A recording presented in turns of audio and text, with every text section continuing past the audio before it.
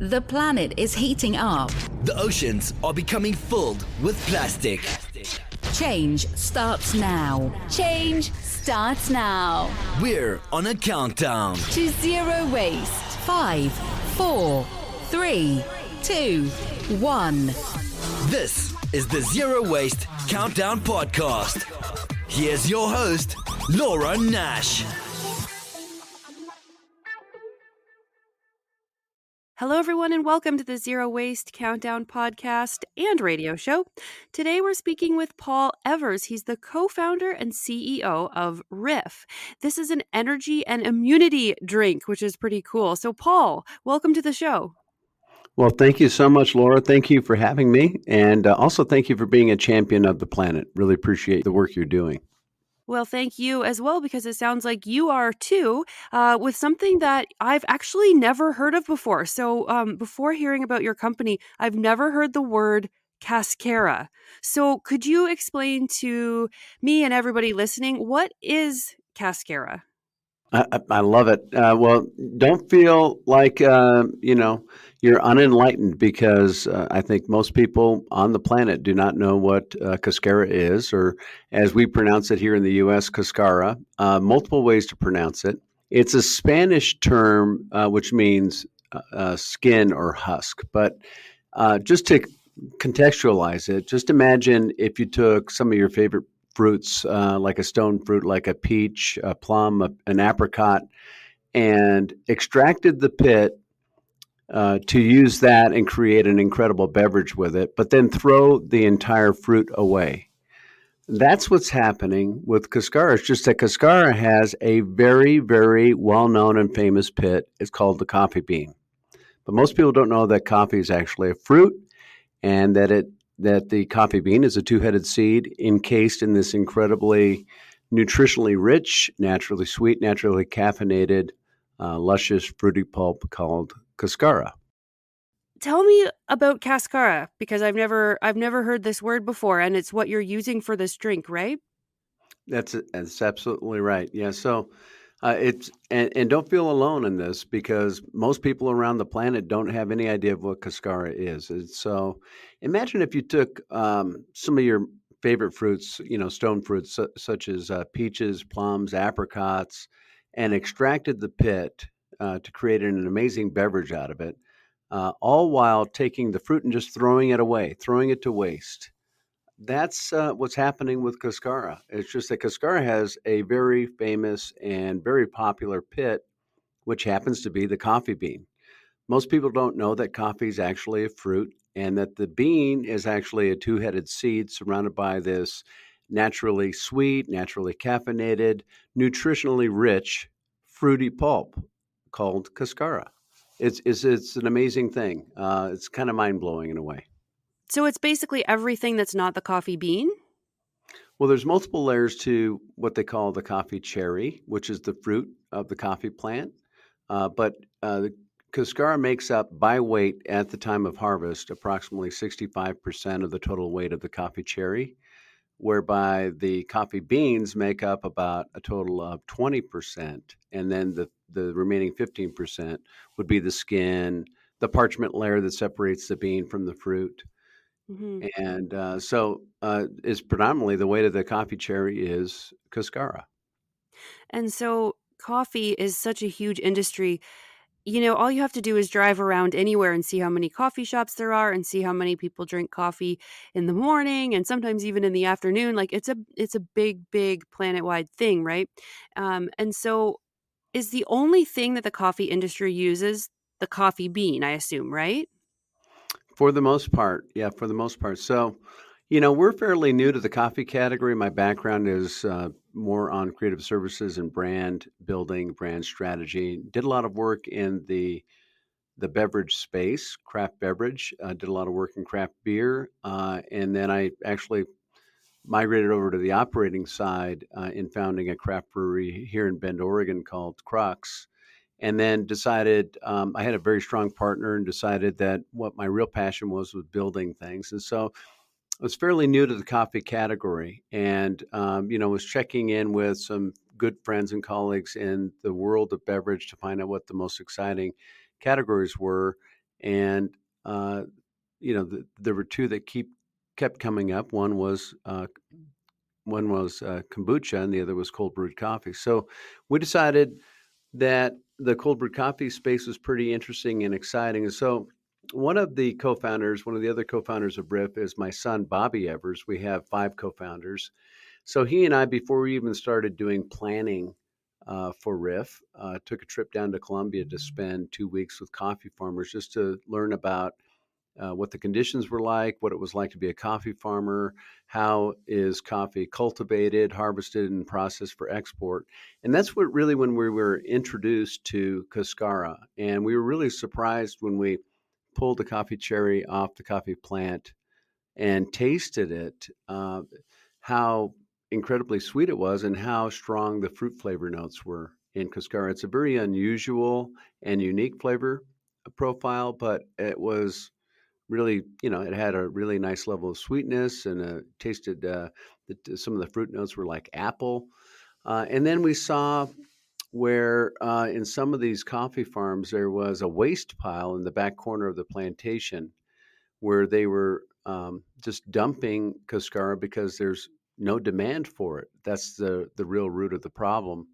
And even then, we didn't realize that there might be some kind of significant magnitude behind this issue. But as we all know, coffee is one of the largest agricultural traded commodities in the world. It's likely second to water, the most consumed beverage on the planet. And coffee has also been around for about 400 years when it started either in Yemen or East Africa. So, from the early days of coffee, it's grown to massive popularity, as you had stated, but there's been no building of an awareness or hence then economic value for this byproduct called cascara, which we think might be the better half of what the coffee plant has to offer. It's absolutely incredible. The nutritional value, for one, is amazing. So, we think that coffee is incredible as it is. We love cold brewed coffee. We love our cold brewed coffee because the flavors really shine through with the reduced bitterness and acidity. But what we're doing with cascara to really utilize 100% of the agricultural value that the coffee plant offers is really, our mission and dream with Riff. And so you mentioned there's a lot of health benefits to it. So can you let us know some of these? Because I do see that Riff is an energy and immunity drink. So I would like to know about the process of getting all that stuff into the drink. But first of all, so what is healthy about it for us? Cascara? Well, it's loaded with antioxidants. It's rich in potassium and iron, and there needs to be more clinical studies to really come to some substantiated conclusions here. But there are plenty that have been done, and many nutritionists are comparing. Well, they classify cascara as a superfruit, and a lot of the claims is that it is richer in nutrients than the acai berry. In fact, it kind of puts the acai berry to shame. We might say that cascara is a super duper fruit rather than just a super fruit. It's really it's one of the largest contributors to food waste on the planet because of the lack of awareness. Now, so the all of those nutrients, our mission is to convert 100% of the nutritional value of cascara into food and beverage products that benefit consumers. Our current extraction processes, so we're performing a lot of R&D, but the current extraction processes aren't really extracting or translating all that nutritionals into the beverage. But that's our long-term goal. So initially with Riff Energy Plus, the immunity benefit is really coming from the addition of a daily dose of vitamin C as an ingredient. And then there's antioxidants in other some of the other ingredients within the drink. But ultimately, we are working on ways where we can extract and convert 100% of that nutritional value into the beverage and or could be a nutritional bar that we're exploring. So you've basically gone down to Colombia and made some deals with some farmers to get their cascara when they are selling the coffee beans? Or are you also taking the coffee beans for the cold coffee? Well, the that trip to Colombia is really exploratory, and so we actually worked with a partner roaster and other sources to import the coffee beans, the whole bean, as well as the cascara. Cool. And our cascara is organic, but the process basically at source is that the cascara has to be dried at source, much like the coffee beans. In fact, you can utilize the same process with drying beds because once the coffee bean is extracted from the coffee cherry, it ruptures the skin. And then because it's so rich in sugars and moisture and nutritionals, it's a rich environment for microbials. So it has to be dried to stabilize the cascara before it's then packaged up for export. Okay, so it's a pretty simple way then, I guess, if you're doing it the same way as coffee, right? It is simple. For farmers, it requires very little investment for them to then, process the cascara because they can use the same methods as they do with whole bean, or they could make a small investment in a dryer drum that would dry it more effectively and more efficiently for export. But really, that hits on another issue, and that is the economic challenges that are facing coffee farmers and the sustainability of the industry overall. With translating or generating demand for cascara, basically we would inject a significant opportunity for coffee farmers to double income and double employment. Nice, that's awesome. And also get rid of a whole bunch of food waste. So can we There's talk a that little too. bit about that issue, right? Because we know that food waste is not that great for the planet, right? It's terrible. It's terrible. I mean, there are so many things that are wrong about what's happening with cascara. But so when we started experimenting with Cascara, which was about in the year 2019, we actually launched our first Cascara beverage in 2020. Energy Plus is an evolution of our first Cascara beverage. It's a significant improvement over it because what we're trying to do is develop products, or what we are doing is we're developing products that will have mass appeal so we can generate optimal demand for Cascara. So what's happening right now and as we were working through this process, we started to become suspicious about what we were hearing as a party line, about what's happening with this incredible byproduct of the harvest called cascara. And the party line has been it's composted and converted into fertilizer. But we started becoming suspicious, like, the magnitude, when you think about the magnitude of coffee and you think about the magnitude of the cascara that's produced, we started wondering how on earth are these coffee farmers actually able to process all of this cascara when it's made up? It's like 3x the weight of the coffee bean at the time of harvest. So Wow. we actually Yeah. we partnered up with Oregon State University, their environmental sciences program. It took a lot of work, but we connected with a senior climate change scientist, Dr. Dominique Bachelet, who's there at Oregon State University, to make her aware of this issue and began a conversation around partnering on an environmental impact study.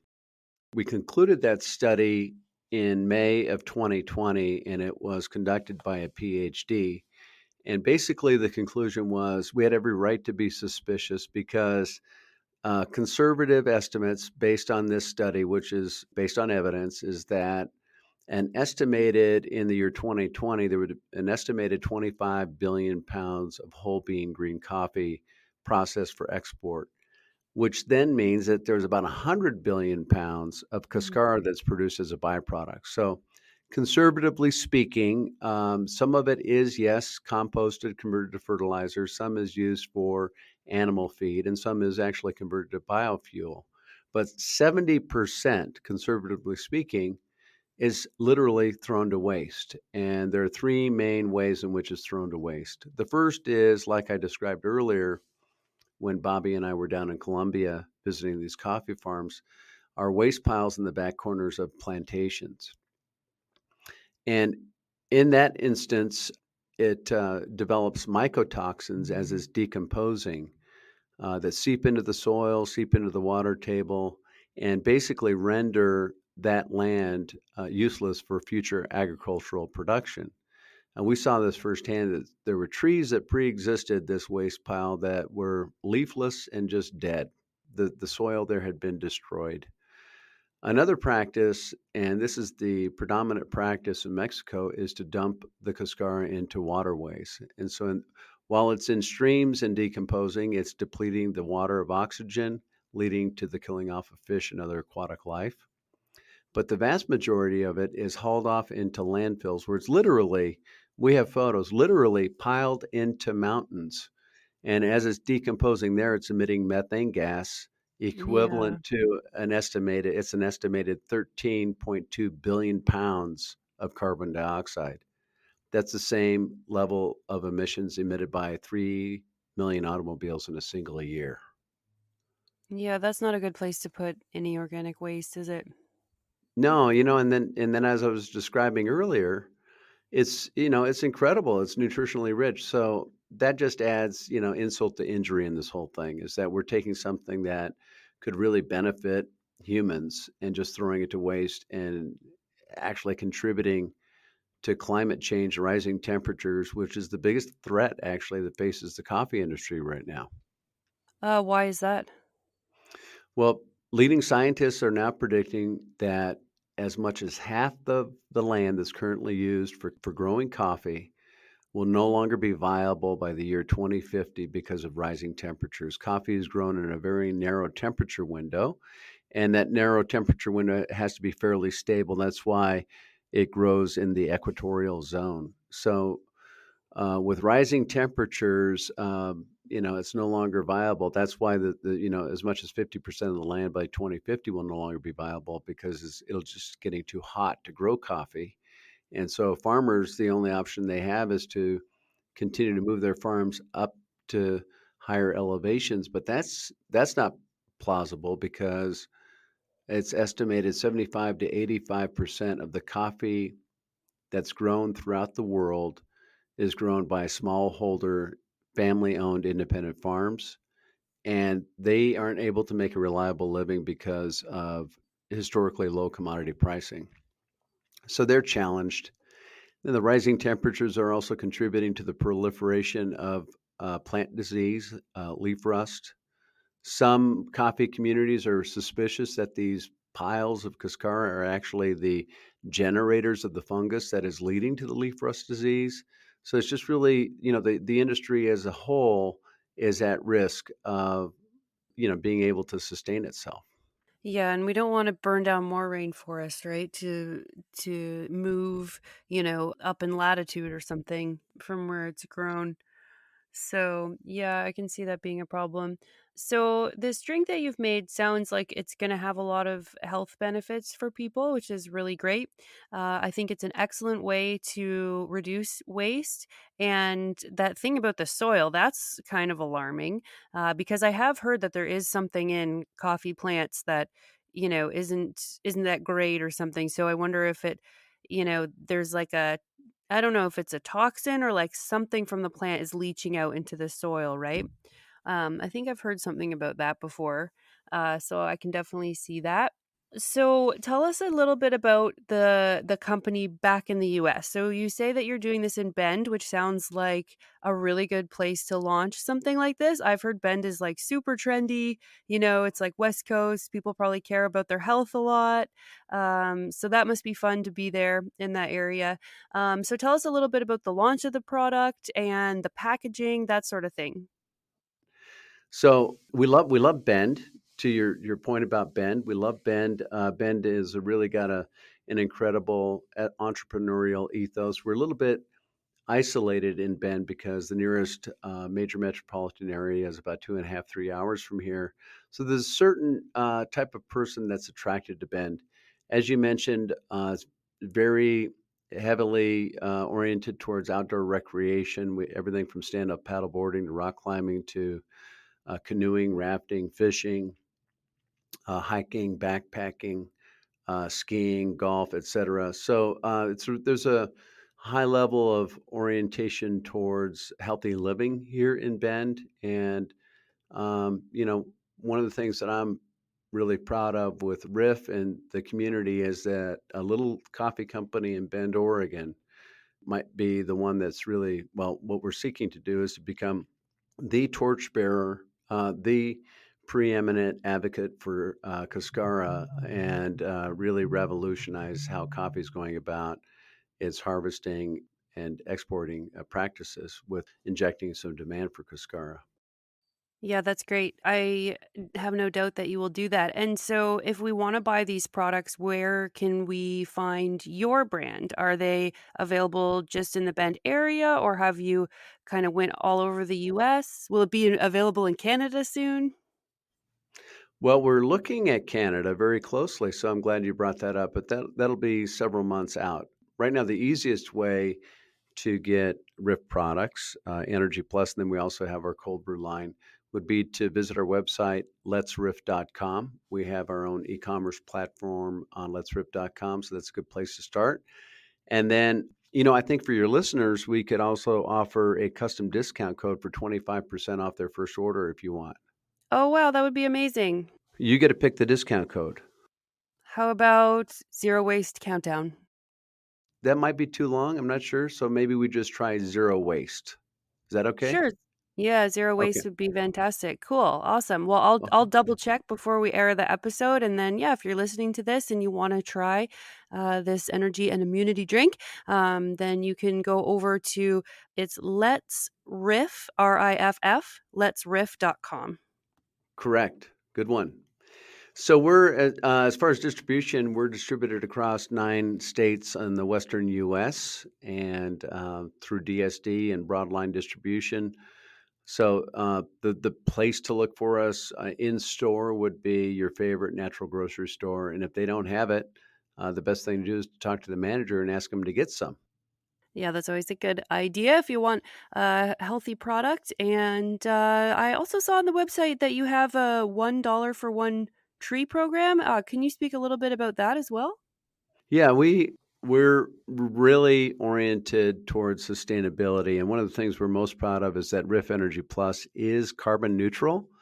And the way we arrived at that claim is taking the Oregon State University study and correlating that with a life cycle analysis study that was done with the University of Oregon. And so we're very, very close to inherently being carbon neutral because of saving waste cascara from going to waste. But we need a little bit of help to get us over the line. And the the research told us that all we need to do is plant 2 to 3 trees per pallet produced, and that then enables the carbon neutral claim. We're also wanting to go further than that, so we invite our customers when they order on letsrip.com is to help offset the shipping or the freight for Energy Plus. And so you can make a contribution of $1, which plants 1 tree, and all of that goes through our 1% for the Planet partner, Grow Ahead, which is located in Portland, Oregon. And they work directly with coffee farming communities in reforestation projects. Many of the trees that are planted actually are on plantations. They'd be shade trees to help reduce the temperatures on the plants themselves. Nice, very important. That's great. This sounds like a really great program. And I had a quick minute to Google, and it wasn't anything in the cascara, obviously, about the coffee plant. It was just that saponin is in the leaves, and so Ah, that's gotcha. like There you go. you're not supposed to eat the leaves because it can be toxic to people, animals, whatever. So that's what I was thinking. That I wonder if that could be really harming the soil, or you mentioned it in the river. It's always crazy to me that that people are still dumping things in the river, which I get, because you throw it in, it's gone, you don't have to worry about Yeah. it. But Yes. it's not really gone, it's just moved downstream to everything else that it's going to cause havoc on. So that's weird that they're throwing that in the river, and unfortunate, but I don't think that's a very good place to put it at all. And I wonder if the saponin, if it's toxic to the dogs and the cats from the leaves, that maybe it would be harming aquatic life as well. So yeah, a lot of stuff to think about here with the coffee industry, and that there's this brand new industry that's budding right now, which is your drink, really, which is this cascara. And you can Google it. So if you just Google cascara, you can see that they look like plums almost to me, but they're smaller than a plum, right? Like more like a cherry size. Yeah, it's about the size of the end of your thumb, or it could be like the size of an olive, a large olive, Okay. or even like an oblong cherry. But yeah, it's a smaller fruit. As you know, you've seen whole bean coffee. Then you imagine a fruit surrounding it, then you would get to the approximate size. Yeah. Yeah. Crimson red when it's ripe. In this practice of, throwing cascara to waste with Arabica variety of coffee plants that you can harvest an Arabica plant twice annually. So it's not just once a year, but twice a year. This is happening in some parts of the world. Wow. Yeah, I imagine it would be a lot because, yeah, it's just if you really start to think about how many Dunkin' Donuts there are, down in the US or how many Tim Hortons there are up in Canada and Starbucks and all over the world, it's a really popular drink. And if you think, like you were saying, it all comes from just this certain area near the equator. So, yeah, Yeah. it would be a lot of waste. One of the things that we're really focused on too is just, circular economies as well as looking at sustainability and the three pillars of sustainability, which is, the planet, obviously, the health of the planet, but also economic equity throughout the supply chain and then social equity.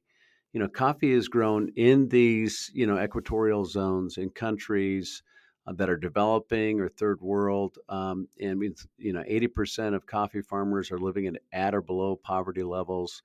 And there was a study done recently that was basically had concluded if we were to inject economic equity throughout the supply chain and make sure that coffee farmers get what they deserve in an equitable fashion, a cup of coffee in the U.S. would cost about $25.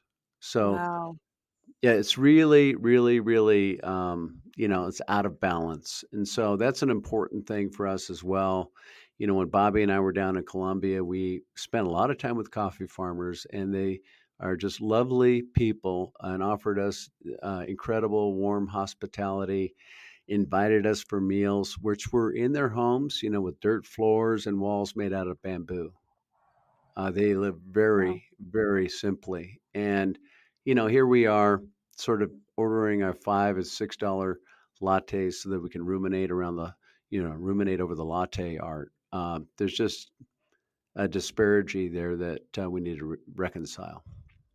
The best coffee I ever had was in Honduras in a cloud forest, and it was an old lady that was pushing 80, and she refused to leave when the country took over the area to make it into a national park, and they said, "Okay, you can stay, so you can go hiking around this cloud forest," and, she's there, and so if you wanna go and visit, you can pay her a little bit of money, and she'll make you some of the coffee that she grows herself, and yeah, very, very good, coffee, so Well, that's she's really she's cool. figured she's figured it out.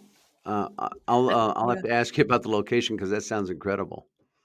Yeah, I love that she just was like, "I'm not leaving," and they're like, "Okay, you can stay." Good for It's her. great. Good for her. Yeah. Well, this is good. So I'll have to try some of this because I'm all into just putting as many healthy things into my diet as possible and also saving money too, right? It's kind of nice or saving waste and using every part of the plant that you can, that kind of stuff. So this is great. It's right up my alley and it's very exciting. I hope that cascara is a well-known thing soon, and I'm very happy to speak to you. I feel like I mean, it's the first time I've heard of it, so hopefully if you're listening and it's the first time you heard of it, I think that's neat. I'm very happy to, bring this idea to you for the first time, with Paul. So thank you very much for coming on the show, Paul, and talking all about this. Awesome. Really appreciate it, Laura. Thank you for being a champion. That's fantastic. It's good to be here. And don't forget about that discount code of zero waste for 20% off on letsriff.com. I think that's the biggest discount we've got on the show so far. So definitely take advantage of it, try it, and let me know what you think about the product. So if you try it, if you like it, if you have some comments on it, you can email me, Laura at zerowastecountdown.com. I'd love to hear your thoughts on the drink. I think that would be wonderful. So yeah, feel free to reach out or on Instagram if you like. I'll put a post about this show obviously on there. So just comment if you've had the drink. So yeah, thank you, Paul. Thank you so much, Laura. Take good care. That was Paul Evers. He's the co-founder and CEO of Riff. It's an energy and immunity drink, and you can find them at letsriff.com. Change starts now. This is the Zero Waste Countdown Podcast.